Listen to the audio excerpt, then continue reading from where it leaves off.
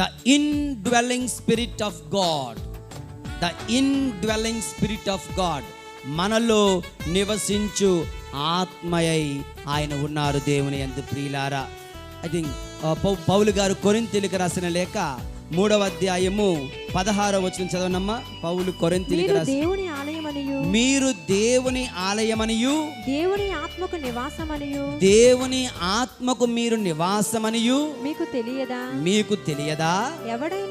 ఎవరైనను దేవుని ఆలయమును, దేవుని యందు మీరు దేవుని ఆలయాలు, దేవుని ఆత్మకు నివాస స్థలాలు.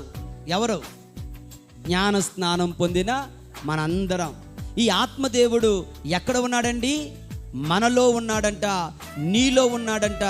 దేవుని యందు ప్రియమైనటువంటి సహోదరి సహోదరులారా, నీలో ఉంటూ నిన్ను నడిపిస్తున్న దేవుడు, నీలో కొలువై ఉన్న దేవుడు, నీలో నెలకొని ఉన్నటువంటి దేవుడు ఆత్మదేవుడు. ఇన్డ్వెల్లింగ్ స్పిరిట్ ఆఫ్ గాడ్, మనలో నివసించు ఆత్మ, నీలో నివసించు ఆత్మ దేవుని యందు ప్రియమైన సహోదరి సహోదరుల. ఒకటి. రెండవది, దేవుని యందు ప్రియులారా, he is the strengthening God. ఒకటి, ఇన్డ్వెల్లింగ్ గాడ్.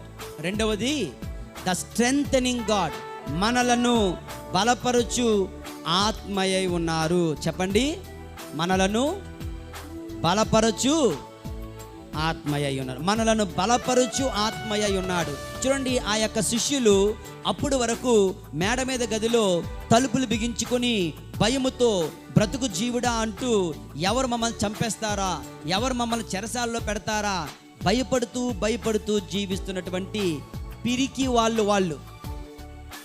అటువంటి పిరికి వాళ్ళలోనికి ఈ ఆత్మదేవుడు దిగిరాగా ఏమవుతున్నారు? వాళ్ళు బల సంపన్నులు అవుతున్నారు దేవుని యందు ప్రియులారా. వాళ్ళు క్రీస్తుకి సాక్షులుగా జీవించడానికి మూసిన తలుపులు తెరుచుకొని వస్తూ ఉన్నారు. భయముతో ఉన్న వాళ్ళు ధైర్యంగా ముందుకొచ్చారు. మమ్మల్ని పట్టుకుంటారేమో, మమ్మల్ని చంపేస్తారేమో అంటే, పట్టుకుంటే పట్టుకోండి, చంపేస్తే చంపేయండి అంటూ వారు సిద్ధంగా ఉన్నారు. స్ట్రెంథనింగ్ గాడ్, బలపరచు ఆత్మ, నీలో నివసించు ఆత్మ, నిన్ను బలపరచు ఆత్మ దేవుని యందు ప్రియులారా.